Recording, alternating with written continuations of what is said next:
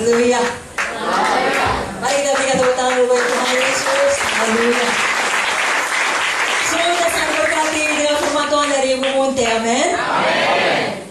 Sebelum saya menyambung firman Tuhannya, saya mau umumkan pada Bapak Ibu Saudara, nanti kalau kita pulang dari seminar, kami ada bawa oleh-oleh dari Kota Medan. Jadi semua Bapak Ibu Saudara, kami ada bawa kue bika Ambon, mudah-mudahan suka. Nah, sudah dipotong-potong, nanti kita sudah dapat makanan rohani, pulang juga dapat makanan rohani. Dan ada kalender, sudah kami gulung sehingga lebih mudah membawanya. Kalender untuk tahun ini, tahun 2020. Kami bawa dari Medan.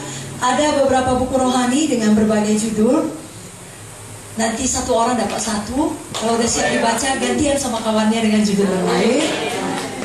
Lalu ada gelang dengan tulisan Miracles happen when someone cares. Mujizat terjadi kalau ada seseorang yang mengasihi. Tidaklah orangnya, sebagaimana Yesus mengasihi kita. Juga ada beberapa gantungan kunci dengan berbagai macam bentuk. Ada huruf J, ada love J, maksudnya Tuhan Yesus, Jesus, supaya kita ingat Yesus dalam kita, kita di dalam Yesus. Lalu juga ada yang terakhir tapi sangat penting, yakni schedule membaca Alkitab, supaya tiap hari kita cinta firman Tuhan. Kalau kita merenungkan firman siang dan malam dan betul-betul hidup menurutnya, kita percaya sama seperti yang dikatakan Mazmur 1, kita berhasil dan beruntung. Dan khusus untuk anak-anak yang kami kasihi, asal jangan nanti semua mengaku anak-anak ya. Kami juga ada bawa, ada set alat tulis, pulpen, pensil, rautan, setip dari Kota Medan, supaya juara semuanya di sekolah. Puji Tuhan. Jadi nanti pulang dari seminar, jangan lupa diklaim hadiahnya. Baiklah. Tadi dari Ibu Munte kita sudah mendengarkan bagaimana kita perlu sungguh-sungguh mengasihi Tuhan Yesus. Karena Tuhan Yesus telah terlebih dahulu mengasihi kita. Seperti kisah di awal tadi, dia jauh lebih baik dari tuan yang membeli budak Afrika itu. Sangat heran perempuan gadis Afrika yang dibebaskan tersebut. Dia pikir dia dibeli untuk jadi budak, untuk diperalat, untuk ditindas. Karena selama dalam perjalanan dia hidup begitu menderita, diperlakukan seperti hewan. Lalu yang membelinya seorang laki-laki pula. Bisa dibayangkan bagaimana sangat menderita hidupnya nanti. Itu sebabnya pada awalnya dia marah, dia ludahi laki-laki itu. Tapi ternyata ketika diberikan surat pembebasannya, dilepaskan rantainya, dia tidak dapat percaya. Tuhan membeli saya untuk membebaskan saya. Tuhan membeli saya, berkorban uang untuk membebaskan saya. Iya, kau bisa pergi, kau bebas. Dia berlutut dan dia berkata, saya ikut Tuhan seumur hidup saya. Satu perubahan yang drastis karena hati yang telah dijamah oleh kasih. Biarlah hati kita di sini dijamah oleh kasih Yesus, sehingga tujuan hidup kita berubah. Kalaupun tadinya hidup kita mengalami banyak penderitaan seperti perempuan ini, karena kita memang telah dilahirkan di dalam dosa, hidup dalam dunia penuh dosa, ada orang-orang yang berbuat tidak baik pada kita. Tapi kasih Yesus bagaikan sungai yang deras, yang memulihkan hati kita, membuat kita juga berkata, saya mau ikut Yesus, saya mau melayani Yesus seumur hidup saya.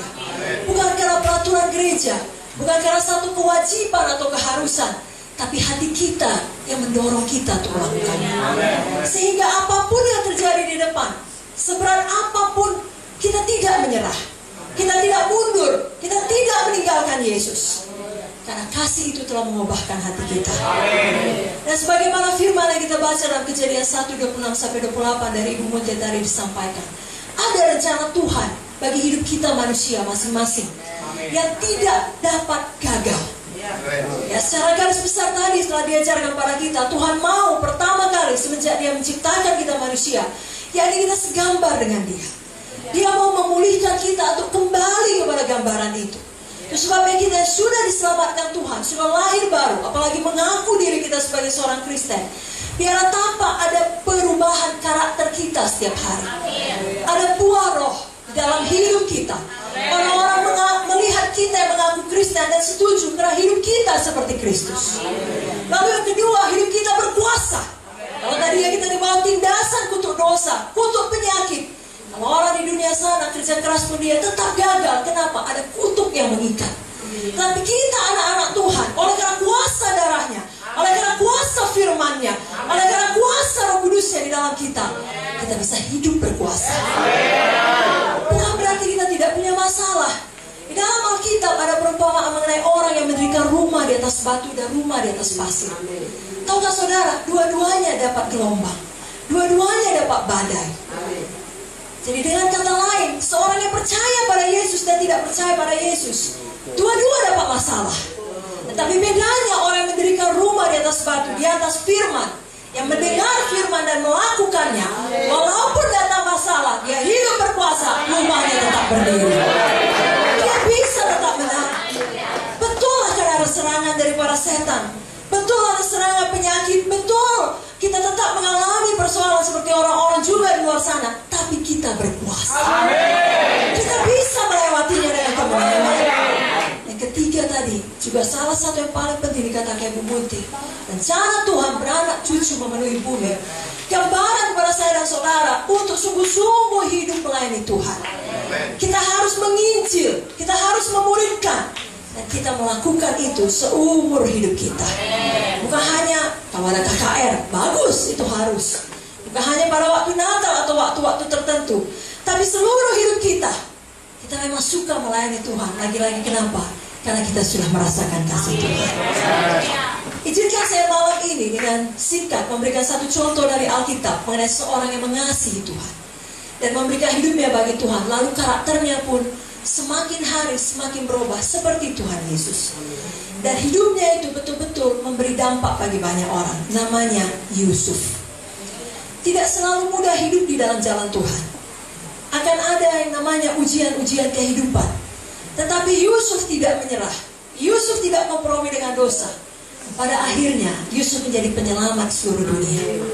Seharusnya dunia dilanda kelaparan, Yusuf menjadi penguasa yang menyelamatkan bangsanya, yang menyelamatkan umat Tuhan.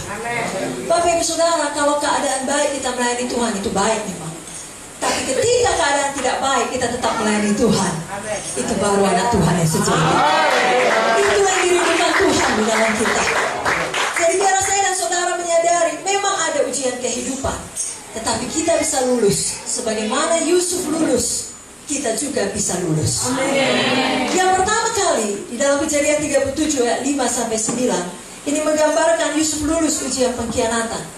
Di sini diterangkan, setelah Yusuf mendapatkan mimpi yang besar, dia membagikannya kepada saudara-saudaranya. Aku mimpi beginilah. Sayangnya ketika dia berkata bagaimana dia bermimpi bulan dan bintang sujud menyembah kepada dia, yang menggambarkan keluarganya tunduk kepada dia, bukannya keluarganya mendukung dia, justru saudara-saudaranya semakin marah dan iri hati. Kadang-kala ketika kita mendapatkan panggilan Tuhan, ada baiknya kita simpan untuk diri kita sendiri. Karena kalau belum kita kerjakan, belum kita mulai bentukan, lalu kita begitu semangat membagikannya kepada orang lain, yang notabene kita pikir dia kan anak Tuhan, dia kan keluarga Allah, dia akan mendukung, ternyata tidak mendukung. Kita dikhianati. Saudaraku, tapi kalaupun itu terjadi, kita bisa tetap menang. Amin. Ketika saudara-saudara tidak suka kepada Yusuf, Yusuf tetap baik kepada mereka. Suatu hari, Yusuf disuruh bapaknya untuk pergi mencari saudara-saudaranya. Dan Yusuf patuh. Ini menunjukkan dia rajin. Kita juga anak-anak Tuhan selalu rajin. Rajin dalam seluruh aspek hidup kita. Nah, bapaknya menyuruh dia pergi, lalu pergilah dia ke Sikem, ke tempat yang disuruh untuk menjumpai saudaranya. Sampai di sana, saudaranya tidak ada. Bisakah Yusuf pulang? Bisa. Sudahkah dia patuh? Sudah. Tapi itulah ciri-ciri orang yang memang baik. Dia dengar kabar saudara tidak ada di situ, di Sikem, tapi ada di Dotan. Dia pergi mil kedua. Anak-anak Tuhan seharusnya suka demikian. Dia pergi lebih jauh lagi untuk mencari saudara-saudaranya. Tapi tahukah saudara, ketika dia menjumpai saudaranya, sudah dia patuh, sudah dia rajin, sudah dia sungguh-sungguh berkorban, berjalan mil kedua, ya seharusnya menurut akal wajar, dia disambut dengan baik. Dia mendapat ya, hasil yang baik. Tapi justru dia dimasukkan ke dalam sumur dan hendak dibunuh. Pernahkah kita demikian? kita sudah patuh, kita sudah rajin, tapi justru seakan-akan hidup kita jadi tambah buruk. Lalu setan menggoda bicara dalam pikiran, lebih baik ketika tidak kenal Yesus. Tidak buruk kehidupanmu seperti sekarang. Sekarang setelah kau sungguh-sungguh patuh, justru seperti di dalam sumur. Jangan menyerah. Amen. Jangan dengar apa kata setan. Amen. Apalagi kalau kita masuk ke dalam sumur yang gelap, karena akibat daripada orang-orang yang mengatakan dirinya saudara kita di dalam Tuhan. Jangan kita menjadi sakit hati menyimpan dendam. Katanya anak Tuhan, katanya hamba Tuhan, apalagi katanya pendeta. Tapi kok kelakuannya begitu? Kok menghancurkan hidup saya? Kok membuat saya seperti di dalam sumur? Kok mau membunuh saya? Karena setan tahu tanpa hati kita keraskan oleh rasa dendam, amarah, dan sakit hati, itu akan merusak masa depan kita. Membuat kita lumpuh dan tidak bisa hidup melayani Tuhan. Membuat kita tawar hati dan menyerah. Biar malam hari ini kita kenal tipu daya setan. Tidak ada kesakitan sesakit apapun yang menandingi kasih Yesus. Saya tidak merendahkan kesakitan yang saudara alami dalam perasaan saudara. Saya tidak tahu dari mana saudara datang, tapi ya saya tahu pasti Yesus mengasihi saudara. Dan kasihnya lebih dari cukup untuk memulihkan hati kita yang terluka oleh siapapun yang sangat dekat yang sudah menyakiti kita. Amin. Apakah darah daging kita sendiri ataupun orang yang mengaku dirinya keluarga Allah di dalam gereja Tuhan, ampuni mereka. Amin. Lepaskan kasih Yesus kepada mereka. Karena kalau itu terjadi sama seperti yang dihadapi Yusuf, dia punya pilihan. Maka dia simpan sakit hati atau dia lepaskan pengampunan. Kita tahu Yusuf melepaskan pengampunan. Kenapa? Karena di dalam Kejadian 39 ayat 2 diterangkan Tuhan menyertai Yusuf sehingga ia berhasil di dalam pekerjaannya. Bila Yusuf masih mengeraskan hati, menyimpan dendam, kemarahan, tidak mungkin Tuhan menyertai dia. Tidak mungkin dia bisa berhasil. Tidak mungkin dia bisa melanjutkan hidupnya di rumah Potifar sebagai budak. Dia akan penuh dengan rasa amarah. Hari ini biarlah kita juga memilih demikian. Kita memilih bahwa tidak mungkin seluruh orang di seluruh dunia menyukai kita walaupun kita sudah berbuat baik. Akan ada orang-orang Tuhan izinkan untuk tidak baik kepada kita, untuk tetap membentuk kita dan tetap kita bersandar kepada Tuhan. Biar kita menyadari yang paling penting dalam hidup ini adalah penyertaan Tuhan bagi kita. Karena penyertaan Tuhanlah yang membuat hidup kita berhasil. Dan Yesus kita tidak berubah. Ibrani 13 ayat 8 mengatakan ya Yesus yang sama kemarin, hari ini dan selama-lamanya. Kalau dia menolong Yusuf, dia juga menolong kita pada hari ini. Amin, saudara. Jika saya membaca dari Mazmur 37 ayat yang ketiga dan seterusnya, percayalah kepada Tuhan dan lakukanlah yang baik. Diamlah di negeri dan berlakulah setia. Dan bergembiralah karena Tuhan, maka Ia akan memberikan kepadamu apa yang diinginkan hatimu. Serahkanlah hidupmu kepada Tuhan dan percayalah kepadanya, dan Ia akan bertindak. Ia akan memunculkan kebenaranmu seperti terang dan hakmu seperti siang. Ayat di atasnya dan di bawahnya jelas mengatakan jangan marah karena orang berbuat jahat. Jangan iri hati pada orang berbuat curang. Jangan marah, itu hanya membawa kepada kejahatan. Maukah kita melepaskan pengampunan semua pada malam ini? Sehingga kita bisa berlari-lari hidup bagi Tuhan Yesus. Amin, saudara. Jangan lagi kita kaget atau menjadi lumpuh kalau bahkan di dalam gereja pun ada orang yang menyakiti. Yang penting jangan kita yang menyakiti. Kalau sudah, kita mohon ampun. Kalau orang lain menyakiti, kita melepaskan pengampunan. Katakan amin lebih kuat lagi. Tidak mudah, tetapi ada kasih karunia Tuhan memampukan kita kalau kita mau. Ya, step by step, hari demi hari. Bukan seperti menekan tombol mati hidup lampu listrik ini. Tuh, langsung. Tidak ada sama sekali dendam. Saya nggak yakin hati manusia seperti itu. Tapi kalau kita mau memilih untuk mengampuni, hari demi hari bisa. Amin. Mungkin di awalnya saudara lihat dia nggak mampu, saudara lihat wajahnya. Jangan langsung merasa, oh saya ini tidak mampu mengampuni, langsung tertekan ditipu setan. Tidak. Tapi minggu depan saudara sudah mampu lihat wajahnya. Minggu depan lagi saudara sudah mampu menyalam dia. Sudah bisa cakap. Ya sikit-sikit dulu lah. Lalu beberapa bulan kemudian lebih dipulihkan lagi. Walaupun dia mungkin tidak berubah, walaupun mungkin dia kembali menyakiti saudara, tapi saudara yang berubah. Sama seperti Yusuf yang berubah. Kenapa Tuhan izinkan Yusuf mengalami kesakitan seperti ini? Padahal dia patuh, padahal dia sungguh-sungguh, padahal dia rajin. Karena kalau Tuhan membiarkan Yusuf tetap tinggal di rumah bapaknya, yang notabene dia anak kesayangan, orang lain gak dapat jubah warna-warni, Yusuf dapat jubah warna-warni. Nah, kalau dia tetap hidup nyaman, dia tidak akan mampu menjadi seseorang dengan karakter yang berpadanan dengan panggilan yang besar. Karena sejak awal Tuhan telah berikan dia mimpi, atau kepada kita pada zaman sekarang visi, dia menjadi penguasa. Untuk menjadi seorang penguasa yang baik, dibutuhkan karakter yang kuat pula. Kalau selalu hidup nyaman di tengah rumah bapaknya, tidak bisa, tidak ada bentukan. Tapi kalau dia sudah pernah disakiti dan lulus ujian pengkhianatan, dia mampu, dia menjadi karakter pribadi yang baik. Itu sebabnya semua kesakitan saudara, semua bentukan yang saudara alami, tidak ada yang sia-sia di dalam Yesus. Roma 8:28 mengatakan segala sesuatu mendatangkan kebaikan bagi kita yang mengasihi Tuhan, kita yang terpilih sesuai dengan rencananya. Saudara percaya dengan rencana Tuhan yang besar bagi saudara? Mulai malam ini apapun yang terjadi, saudara mau lepaskan pengampunan? Saudara mau maju terus? Jangan tolak kasih karunia Tuhan, saudaraku. Ibrani 12:15 mengatakan, jagalah supaya jangan ada seorang pun yang menjauhkan diri dari kasih karunia Allah, agar jangan tumbuh akar yang baik yang menimbulkan kerusuhan dan yang mencemarkan banyak orang. Jadi jangan tolak kasih karunia yang memampukan kita mengampuni. Amin. Yusuf tidak berkata, saya tidak sepantasnya diperlakukan saudara-saudara saya seperti ini. Di mana kau Tuhan pada waktu saya dibuang dalam sumur, pada waktu saya tidak dibunuh? Syukurlah akhirnya saya hanya dijual. Tapi di mana kau Tuhan? Tidak betul namanya kau Tuhan yang mengasihi. Kau biarkan aku dari rumah bapakku dijual jadi budak. Tidak. Yusuf menang. Yusuf tetap mengasihi Tuhan. Jangan pernah sakit hati kepada Tuhan. Kalau malam ini saudara sakit hati pada Tuhan, malam ini datang minta ampun pada Tuhan. Hanya Tuhan yang betul-betul mengasihi saudara. Dan hanya Tuhan betul-betul sanggup menolong hidup kita.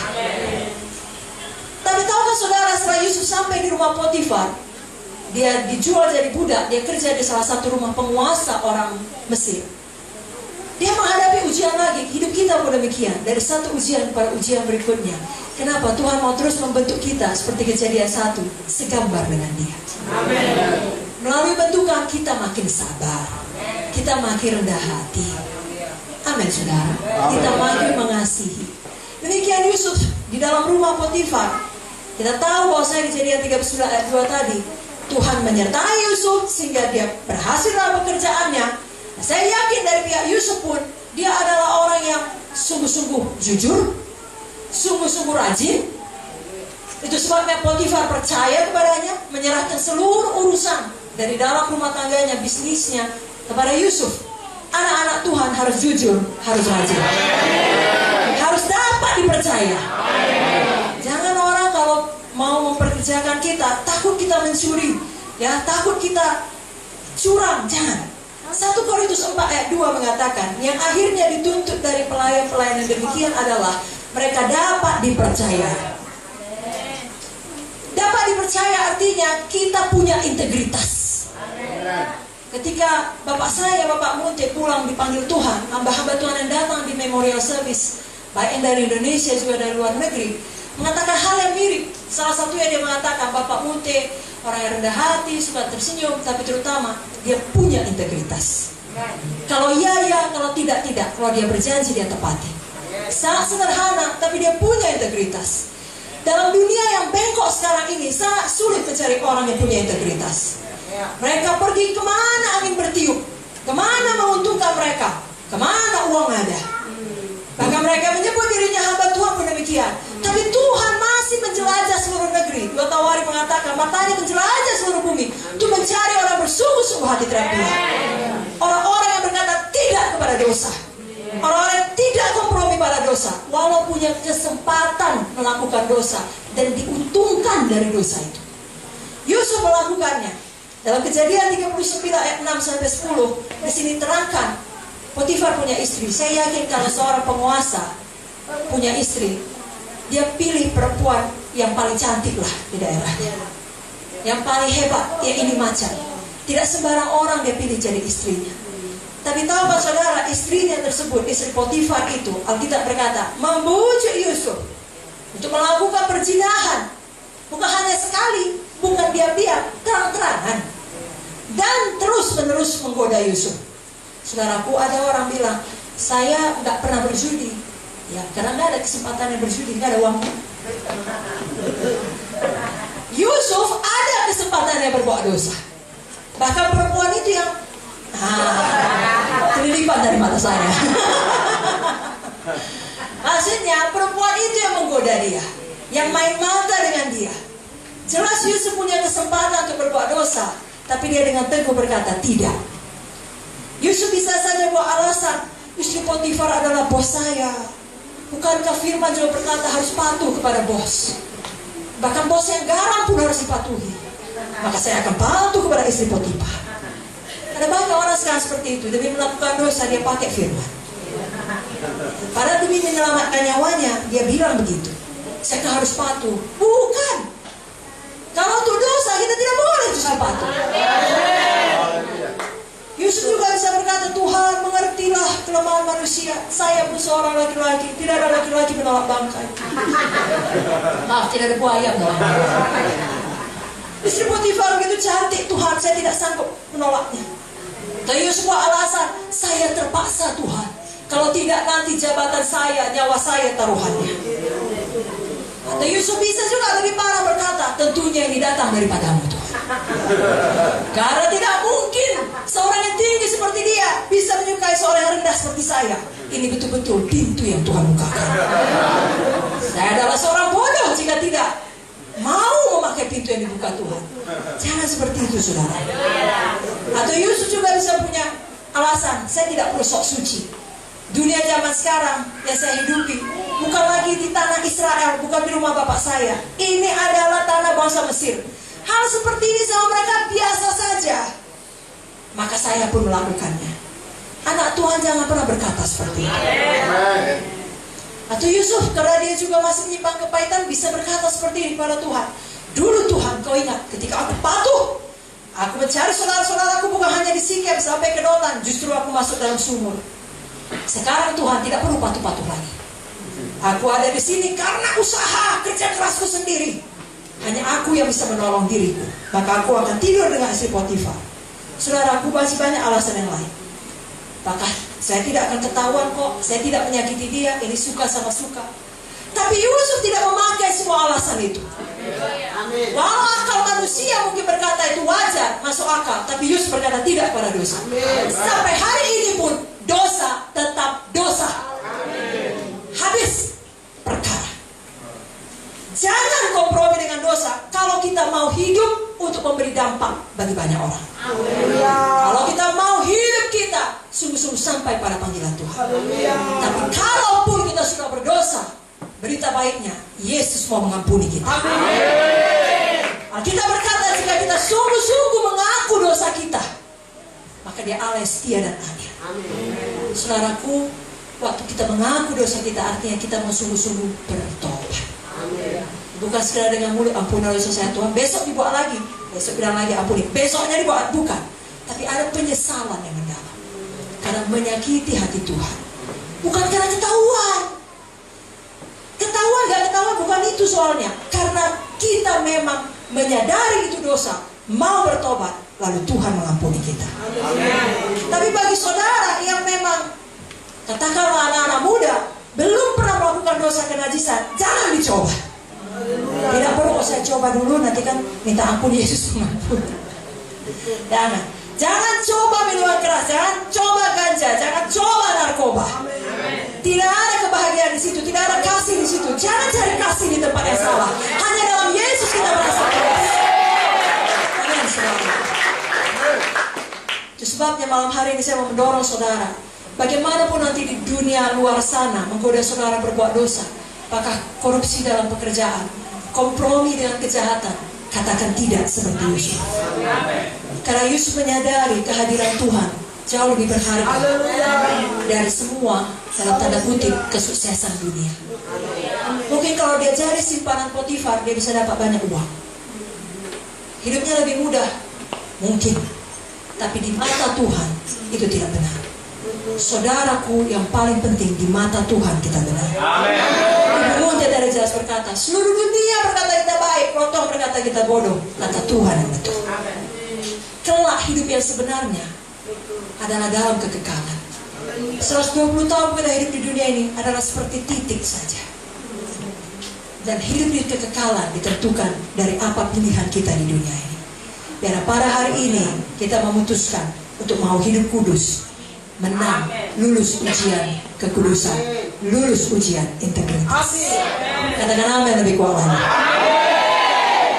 1 Tesalonika 4 ayat 7 berkata, Allah memanggil kita bukan untuk melakukan apa yang cemar, melainkan apa yang kudus. Karena itu siapa yang menolak ini bukanlah menolak manusia, melainkan menolak Allah yang telah memberikan juga rohnya yang kudus kepada kamu. Dalam 1 Petrus 1 ayat 14-16 dikatakan, hiduplah sebagai anak-anak yang taat dan jangan turuti hawa nafsu yang menguasai kamu pada waktu kebodohan. Tapi hendaklah kamu menjadi kudus di dalam seluruh hidupmu. Sama seperti Dia yang kudus yang telah memanggil kamu.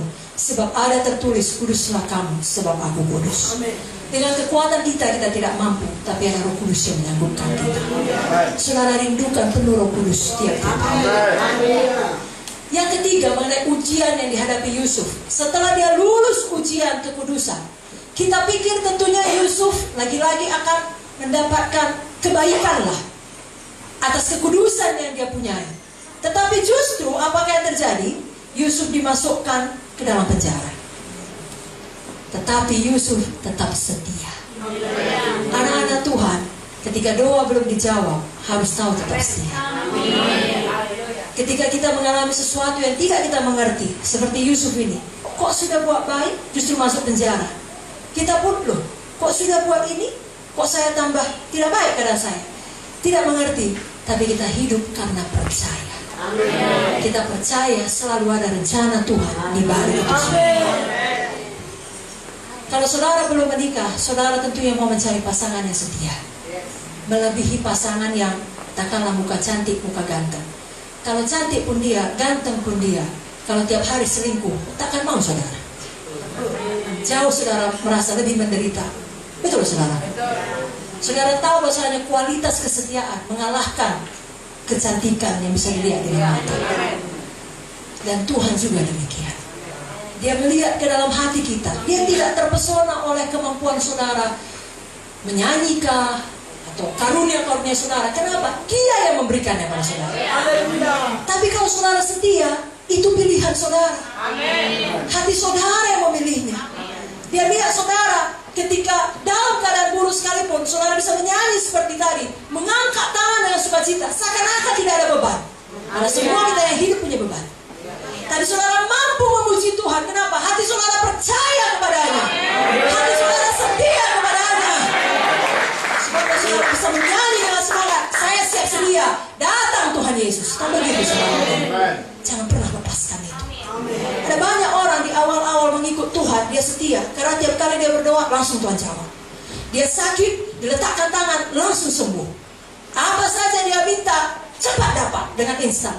Tapi setelah lebih lama mengikut Tuhan, loh kok tidak dapat langsung? Loh kok tidak seperti dulu lagi? Lalu dia berubah setia. Jangan ada kita seperti itu.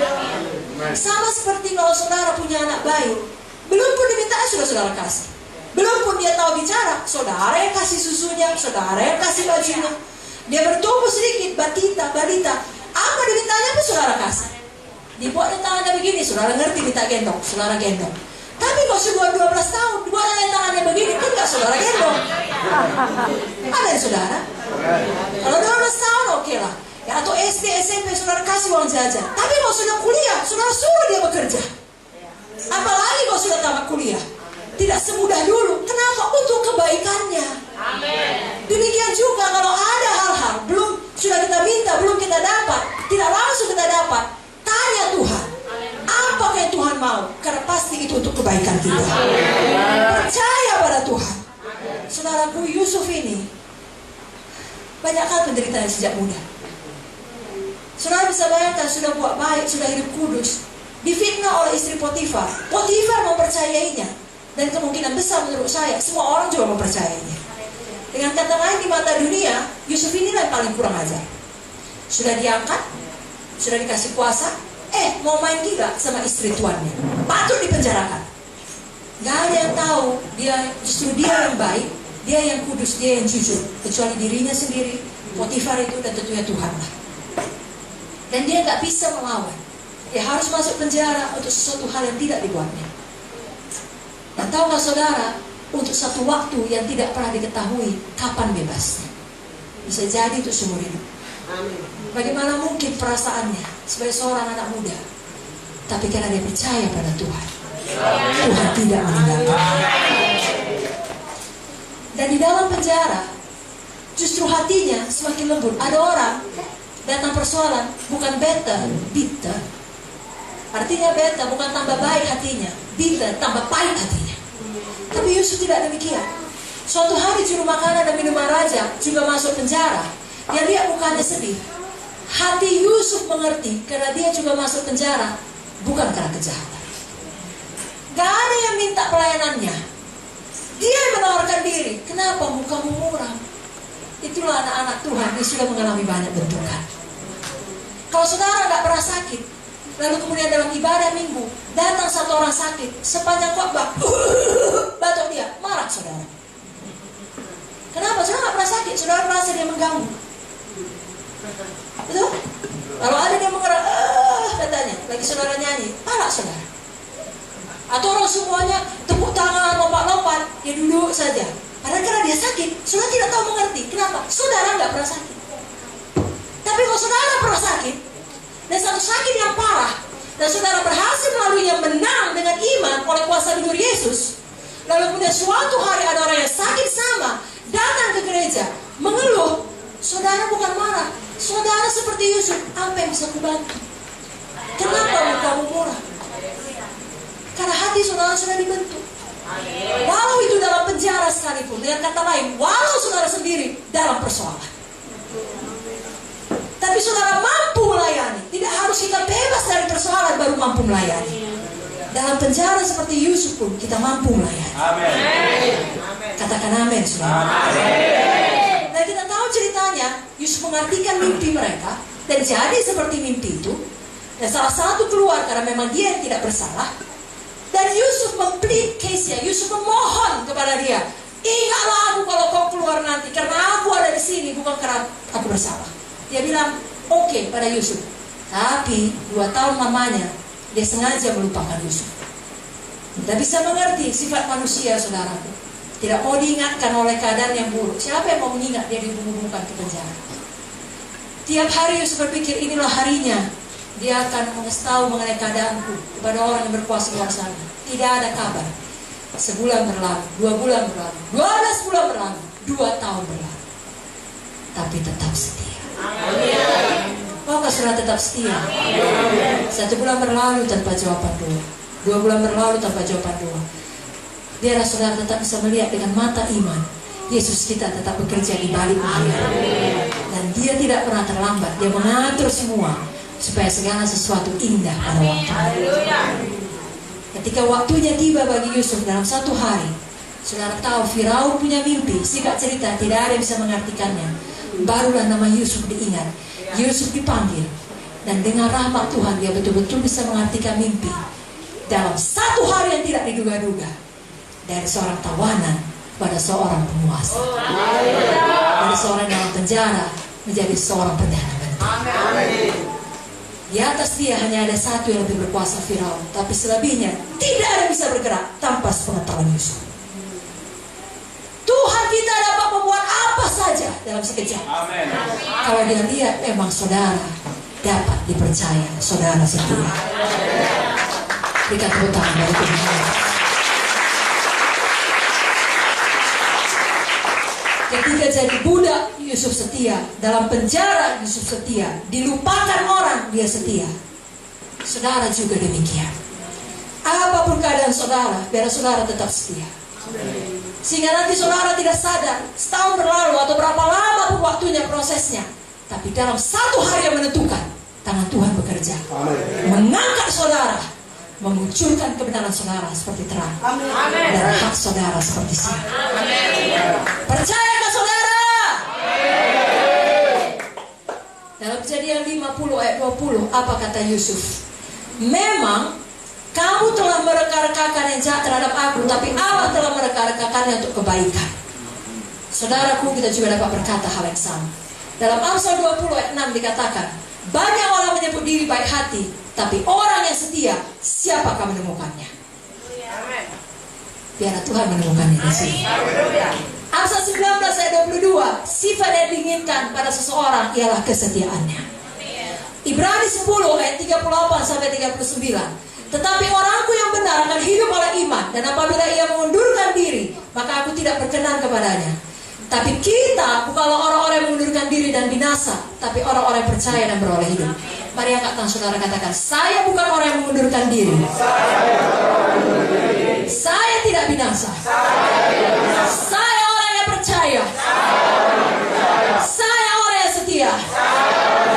Saya beroleh hidup. Katakan amin. Berikan tepuk tangan bagi Tuhan Yesus. Saya lihat sendiri dari kehidupan Bapak Munte selama dia hidup, dan juga dari kehidupan Ibu Munte sampai saat ini, dan saya percaya juga dengan kasih karunia Tuhan seterusnya, mereka adalah orang-orang setia.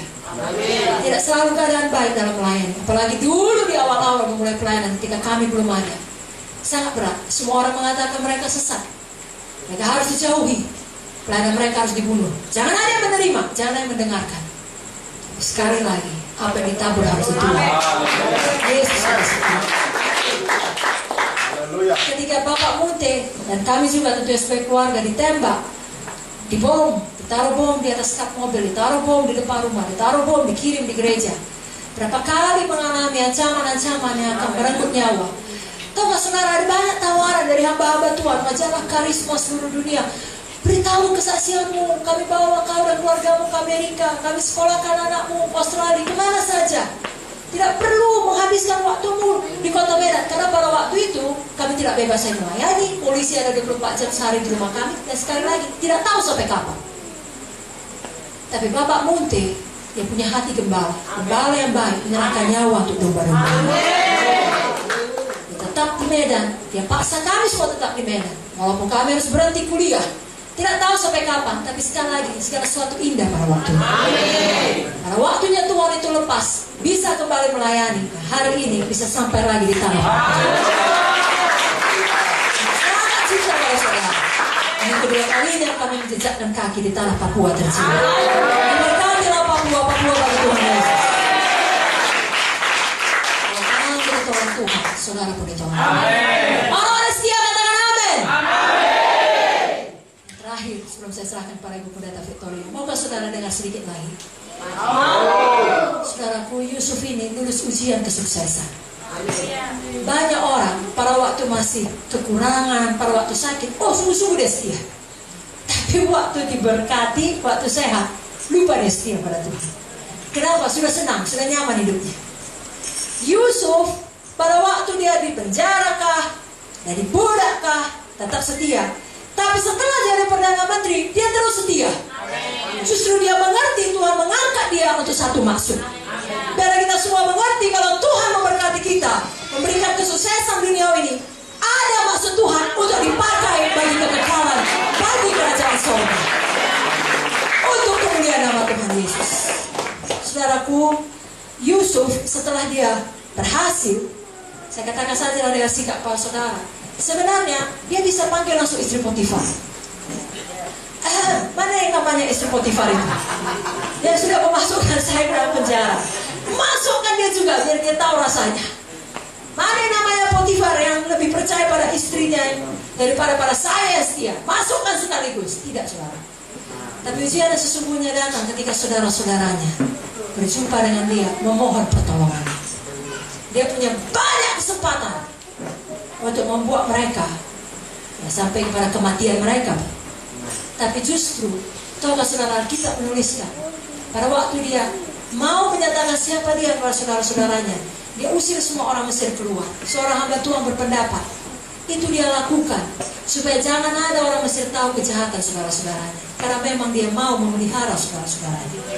Orang Mesir sangat menghormati Yusuf karena menyelamatkan mereka. Kalau mereka tahu saudara-saudaranya jahat, bisa keaman hidup mereka. Begitulah baiknya Yusuf pada saudara-saudaranya. Walaupun sampai akhir kelihatannya mereka tetap tidak percaya pada Yusuf. Sebabnya mereka ketakutan ketika bapak mereka mati, meninggal dunia. Mereka berkata, oh Yusuf selama ini tidak jahat pada kita karena bapak kita masih hidup. Sekarang bapak kita sudah dipanggil Tuhan, Yusuf akan balas dendam. Lihatlah itu. Ada orang dibaik itu memang gak berubah. Itu gak masalah kita. Semua milik Tuhan. Kita yang perlu berubah. Lebih kuat lagi amennya.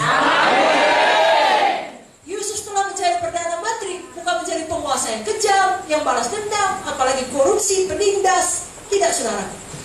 Anak-anak Tuhan, apalagi hamba-hamba Tuhan, jangan pernah menjadi orang yang menguasai. Kita diberikan Tuhan satu, katakanlah seperti Yusuf, diangkat Tuhan lebih tinggi dari yang lain untuk maksud dan panggilannya menolong orang lain. Bukan untuk menguasai orang lain, tapi untuk memberkati orang lain, untuk melayani orang lain. Yusuf telah banyak menderita, karakternya dibentuk, datang kesuksesan, dia tetap seperti Yesus. Saudara pun demikian. Kalaupun saudara sukses dalam satu bentuk atau dalam berbagai bentuk, katakanlah pekerjaan saudara tinggi di luar sana di dunia sekuler, atau saudara punya uang yang banyak, kendaraan yang banyak, rumah yang banyak, kedudukan yang baik, nama yang baik, pakailah untuk kerajaan saudara. Jangan untuk meninggikan diri kita. Amsal 17 ayat 3 mengatakan, kui adalah untuk melebur perak, perapian untuk melebur emas, tapi Tuhanlah yang menguji hati. Biar hati kita ditemukan hanya mengasihi Tuhan, bukan mengasihi berkat-berkat Tuhan ya. Tapi kalau mengasihi Tuhan, cari dahulu kerajaan Allah dan kebenarannya, semuanya ditambahkan kepada kita. Maukah saudara dulu ujian kesuksesan? Semakin diberkati, semakin semangat menginjil. Kurang kuat adanya. Semakin diberkati, semakin semangat memberitakan Injil. Mulai esok hari kita ada KKR, bawa jiwa-jiwa. Walaupun malam hari ini kita ibadah sampai malam, besok hari kita datang lagi dan bawa jiwa-jiwa bagi Yesus. Dan saudaraku, saya bacakan ayat terakhir Pengkhotbah 7 ayat 8. Akhir suatu hal lebih baik dari awalnya. Saudara sudah mengawali dengan baik, mari akhiri dengan baik. Dengan kata lain, mari tetap setia.